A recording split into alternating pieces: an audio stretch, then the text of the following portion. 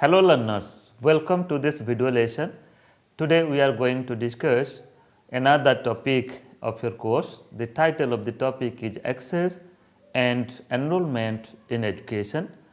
You know that we are discussing one of your core courses of education as a subject in BA General program, which is developed as per the choice based credit system of UGC. The course code is BESC 131 and course title is Education, Concept, Nature and Perspectives. And from that course, we are discussing a topic today, that is access and enrollment in education. Before starting our discussion, let me to introduce myself. I, Dr. Niradhar De, Associate Professor, School of Education, Indira Gandhi National Open University. Welcome you all to this video lesson. Friends, presently we are in the 11th module of your course. The title of the module is Issues and Concerns in Education, and in this module 4 important lessons are there. That is, first lesson is access and enrollment in education, that now we are going to discuss in this topic, and second lesson is retention in education, third is enhancing quality in education, and the fourth lesson is equity and equality in education. Now let us focus upon the first lesson of this module, that is access and enrollment in education. Before starting our discussion, let me to focus upon some of the learning outcomes of today's lesson. That is, after going through this video lesson and the self learning material or the you can say content which is included in the 11th module, you will be able to explain the concept of access and enrollment in education, what is the very meaning and what is the very concept of access, and at the same time what is the concept of enrollment in education, and further you will be able to discuss the issues of access and enrollment in education. So, what are the different issues that we face in education, that issues related to access, and further the issues related to enrollment. And the next learning outcome is, after going through this video lesson, you will be able to work out the strategies for enhancing access and enrollment in education, that what strategies we should adopt so that the issues relating to access should be addressed and the issues relating to enrollment should be addressed. That also we will discuss. Now let us focus upon the very concept of access and enrollment in education. Friends, access in education basically refers to the provision of facilities and opportunities in education. You all know that access means the availability of the facilities, the provision of facilities. So, here provision of facilities means we are talking about education. So, here the availability of educational institutions, it may be the school, and whether the learners, the children at their native place, at their local areas, whether they are getting educational facilities or not, whether they are at the school in their locality or not, within their reach or not. So, that is why access in education, it refers to the provision of facilities, whether government has given that facilities in your nearby area, or whether school has been established in the nearby area or not, and whether the children residing in that area are getting educational opportunities or not. So, this is the access. And further, so far as the concept of enrollment is concerned, enrollment of students in education implies admission or registration of students in education. So, if there is the school, if there is the access, if there is the availability of the schools in the nearby, and further we have to ensure that whether the learners are or the students are coming to the school or not, whether they are registering themselves or not, whether they are attending the school or not. So that is the enrollment. So many a time what happens, you will find that still we have not achieved the 100% enrollment. Okay. Even if in the neighborhood areas you will find that many children, they are not coming to the school. There may be innumerable factors, there may be many reasons, but you will find that the students, they are engaged in different activities in the society, in the community, in their family. They are also involved in their family business, family profession, family occupation, but many a time you will find that there is a crisis, there is a difficulty in enrollment. So this is the concept of enrollment, that is the registration and that is the admission, whether all are getting admitted in the system of education or not. Further, we can say that access is a precondition for enrollment in education. Okay? Enrollment is not the precondition, rather first condition is the access, and the next condition and the further condition is the enrollment.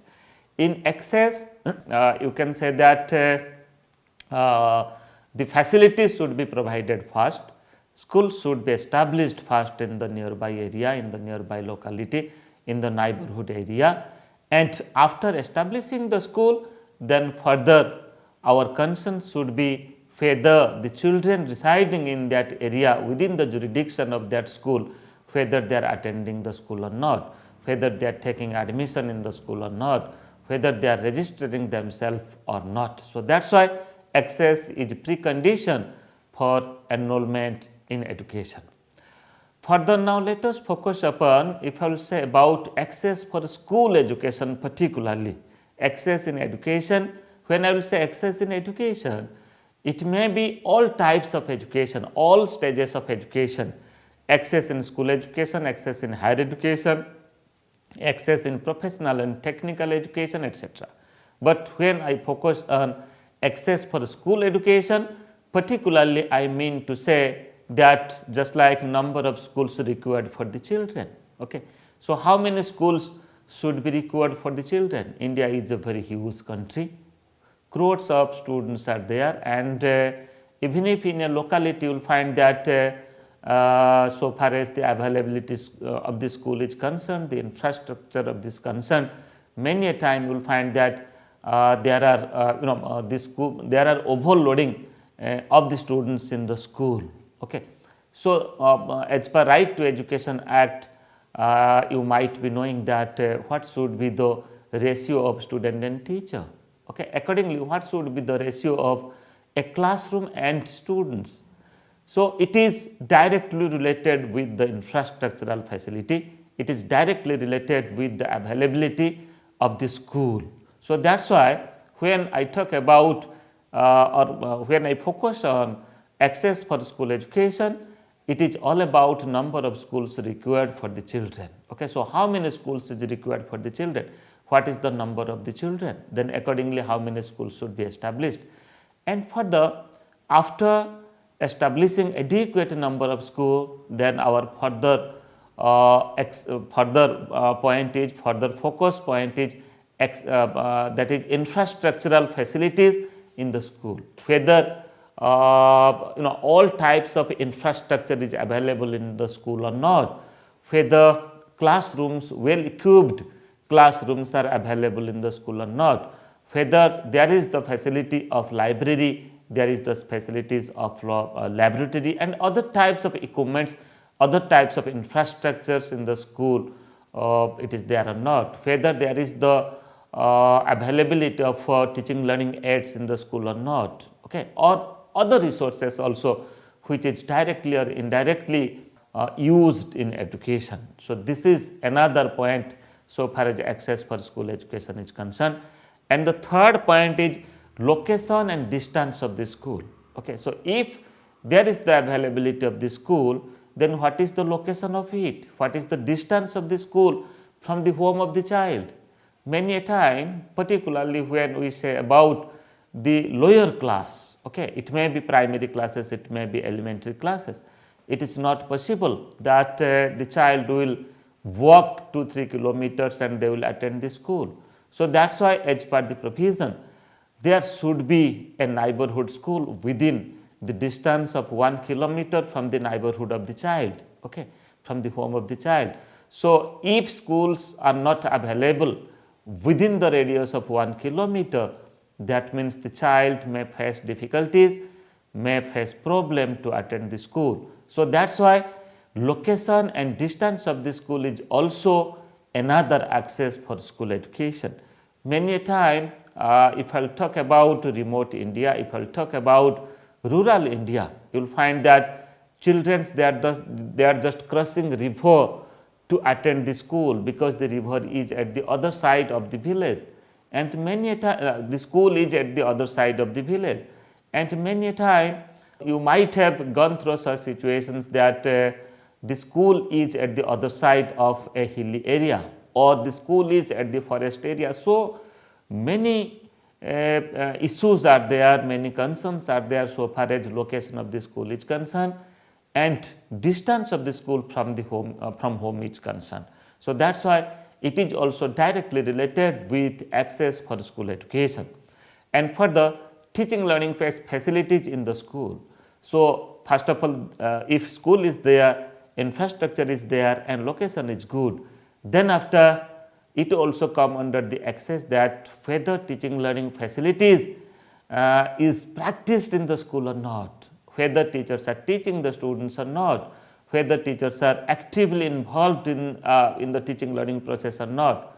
Okay. So, regular classes are going on in the school or not.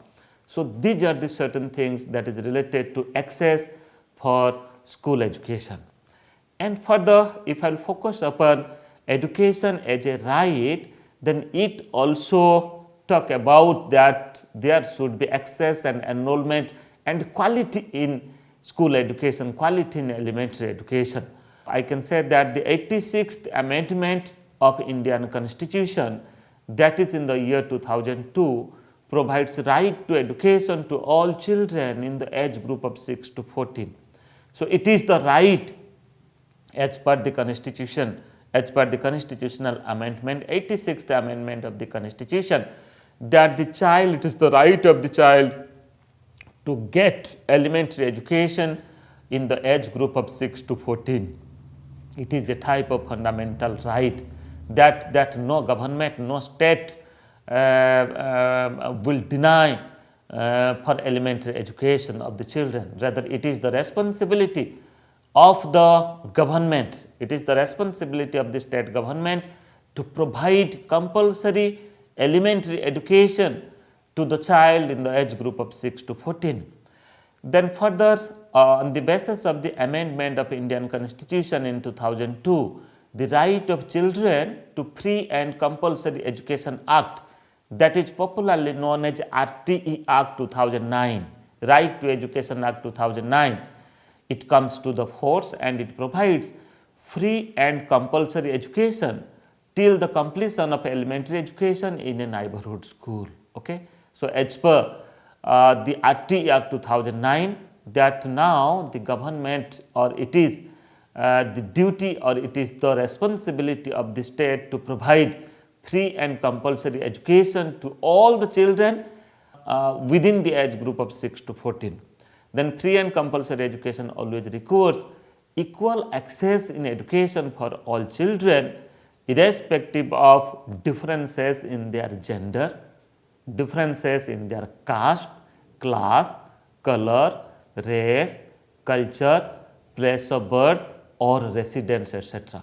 So, now it is free in terms of residence, in terms of gender, caste, class, color, race and culture, that all the children should get educational facility, elementary education facility at their nearby area. It is the right of the child now. So, the right of the child also equally talk about access in education, to provide access of education to the children, access of school to the children, and at the same time it also focus upon enrollment. It also focus upon whether the children are getting admission or not, whether quality teaching is going on in the elementary classes or not.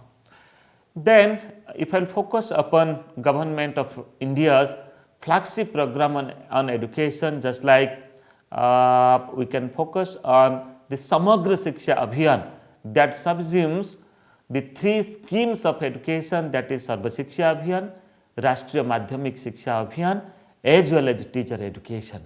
Earlier, Sarva Shiksha Abhiyan, Rashtriya Madhyamik Shiksha Abhiyan, as well as teacher education were different part, different entity. But now all these three part of education, it may be the schemes of education, it may be Sarva Shiksha Abhiyan, Rashtriya Madhyamik Shiksha Abhiyan, RMSA, and teacher education are part of Samagra Shiksha Abhiyan. Okay. And Samagra Shiksha Abhiyan, the objective of Samagra Shiksha Abhiyan to provide access to education to all the children, at the same time to enroll the child and to provide them quality education. Then further we can say that Rashtriya Uchchatar Shiksha Abhiyan, that is the higher education system, it includes programs and schemes on education for promoting access, enrollment, achievement, etc. at different levels of education, extending from the level of basic education to the level of higher education. Okay. So friends, it may be Samagra Shiksha Abhiyan or it may be Rashtriya Uchchatar Shiksha Abhiyan. They, all these you can say programs of education, it focuses on access of education, promoting access and promoting enrollment also, achieving enrollment also, and at the same time quality achievement or the quality education, it also focus on quality education. Now friends, let us focus upon some of the issues of access and enrollment in education. First of all, I have already discussed, again I am just focusing on first of all location of the institution. This is also one of the issue, that where the school is located, what is the distance of the school from the neighborhood of the child, and what is the location of the school, whether the location of the school is in a hilly area, is in a forest area, is in a isolated area that is far from the village, that is far from the community, okay, and whether it is in such a location that the children are crossing river, crossing bridge and crossing certain difficult road to attend the school. So that's why location of the institution, location of the school is also one of the issues so far as providing access and enrollment in education is concerned.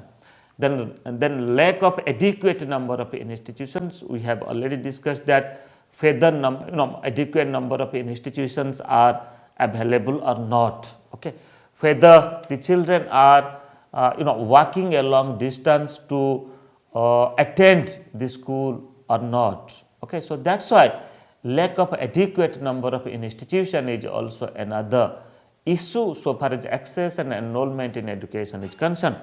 Then poor facility in the institution, the facilities that we are providing, whether we are providing adequate facility or not, whether we are providing you can say adequate number of classrooms or not, whether we are providing adequate resources to the students or not, to the children or not, okay. So that's why proper facility in the institution is also another issue so far as access and enrollment in education is concerned. Then further, poor condition of the family. Many a time the socio-economic background of the family also matters a lot so far as access and enrollment in education. Because of the poor economic condition of the family members, many a time they are unable to send their children to school. So that's why it also creates certain difficulties so far as access and enrollment in education is concerned. And further, cost in education also. Nowadays you might have experienced that beyond the government system of schooling or government system of education, if I will focus on the private system of education, mostly it is highly costly, okay, and the parents they spend a lot to provide education to them, But here many a time it also create difficulties, that is the cost in education. It is not possible for the part of poor family to spend a lot, to contribute a lot so far as money is concerned for their education. And further involvement in domestic work, this is another important concern issue so far as access and enrollment in education is concerned. You will find that children, they are naturally involved in their family profession, in their family occupation. They also engaged in different types of agriculture, different types of craft work. If the family if the family is involved in any type of craft work, you will find that the children, they are also involving themselves in that domestic work. Even if you will find that the young age girls, they are involved in many domestic work, they are involved in household work and such things, because at the childhood days it is the day of education, it is the time for the proper education of the children, and many a time it is not possible because of involvement of the children in different types of domestic work. And further, illiteracy and a lack of awareness of the parent, it also creates hurdle in access and enrollment in education, because of, you will find that the many parents are illiterate, they have not studied, they do not understand the value of education, they do not understand that the implications of education for future, for constructing, for developing future of a child, and at the same time they are also not aware about education. And further, another important issue, that is social and cultural norms. Okay? So, because of the social practices, because of the cultural practices, many a time it also creates hurdles for access and enrollment in education. Friends, after discussing access issues in access and enrollment in education, now let us focus upon some of the strategies for enhancing access and enrollment in education. So, what strategies we should adopt for achieving access and enrollment in education, for providing right education as per the right of the child, as per the Right to Education Act 2009. First of all, the strategies that can be adopted, just like arranging proper transport and communication facilities to the educational institutions. If the educational institution is a little far from the habitation, if it is little far from the neighborhood, then proper transportation facilities should be given to the school. Okay, so that the children will be able to come to the school regularly by using the transport facilities available in the school. And further, establishing the number of educational institutions according to the requirement. Friends, in Right to Education Act, at the lower primary stage, the ratio of teacher and student is 1:35, and at the upper primary stage, the ratio of teacher and student is 1:30.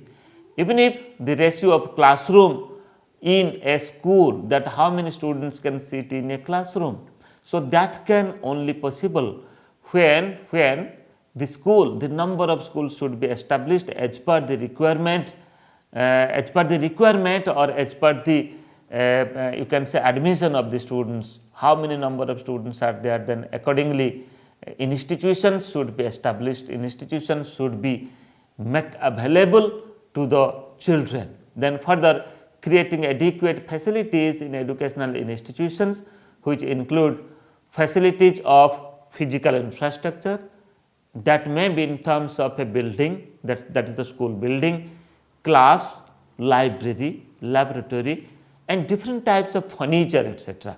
Then for the teaching learning material, teaching learning process, students evaluation, and so on. Try to understand these physical facilities, physical infrastructure should be made available to the to the neighborhood, to the children, to achieve the access and enrollment in education. Further, the other strategies for enhancing access and enrollment in education is providing age appropriate admission facility for the out of school children. Okay, providing age appropriate admission facilities. So, whether the children are getting such facilities or not, let a child at the initial stage, let the child has left the school, make irregular in the school. Okay. And again, so far as Right to Education Act is concerned, if the child wants to come, so he or she should get an opportunity to sit in a age appropriate class. Okay, so that's why providing age appropriate admission facility for the out of school children, okay, for to reduce you can say your dropouts and to increase retention. So such things we have to apply, we have to adopt in our system, and further establishing residential and or mobile educational institution wherever required. Residential schools should be established. I can give you the example, especially at the tribal areas you will find that Kasturba Gandhi Balika Vidyalaya is there, and many places you will find that there is the residential facilities that is provided specially for the SC and ST students, scheduled caste and scheduled tribe students. So that's why by doing this, some extent of issues relating to access and enrollment in education can be addressed. So establishing residential and or mobile educational institution. Many a time mobile vans can be used or institutions can be established in the nearby place, and further that can be moved from one place to another place. So in this way, education should be provided to the children as per their need, as per their locality, as per their availability, and further providing awareness and counseling for the parents regarding the education of the children. Parents should be aware. In Right to Education Act, you will find that there is a compulsory provision for SMC, that is called as School Management Committee, establishment of SMC. And how the SMC will be constituted? In the SMC you will find that the local government, parents, community member and teachers, okay, so they will be the member.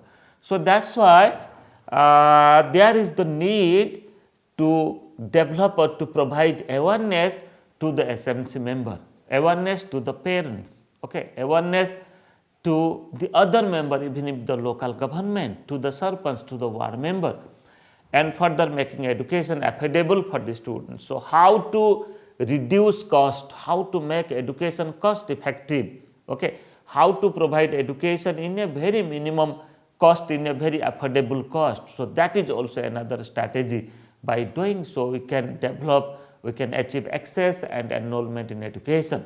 Further, adequate funding must be given for education. Friends, funding means the expenditure that the government incurs so far as establishment of school and education is concerned. So here adequate funding should be there in establishing the school, in appointing the teacher, in dispersing the salary, at the same time for the development of other resources, other infrastructure in the school. The other strategies for enhancing access and enrollment in education is just like opening alternative modes of formal education like distance education, non-formal education and open education system, etc., to meet the educational demands of those students who cannot enter into formal education. Try to understand here the alternative education system that may be in terms of non-formal education, distance education and open schooling or open education system should be developed. Because many a time you will find that the children, because they engaged in different types of other work, that is why they are not able to continue their education. So if you will provide education alternatively to them through different other institutions like distance education, non-formal education, maybe at the evening hour, maybe at the afternoon hour, or non-formal education maybe during the holidays, and open education, online and open education. So these are the things that helps to achieve access and enrollment in education, and further making special provision in education for children of disadvantaged areas like rural areas, slum areas, mountain areas, jungles, river areas, etc. I have already discussed that when we establish a school, it should be established within the habitation, within the habitat and within the neighborhood of the child. And if the school is established in a difficult situation, then in an extreme situation, then you will find that the required access and enrollment in education will not achieve. So, friends, now just to recapitulate it, today we discuss about the concept of access in education, the concept of enrollment in education. Further, we discuss the provision of Right to Education Act 2009 so far as access and enrollment is concerned.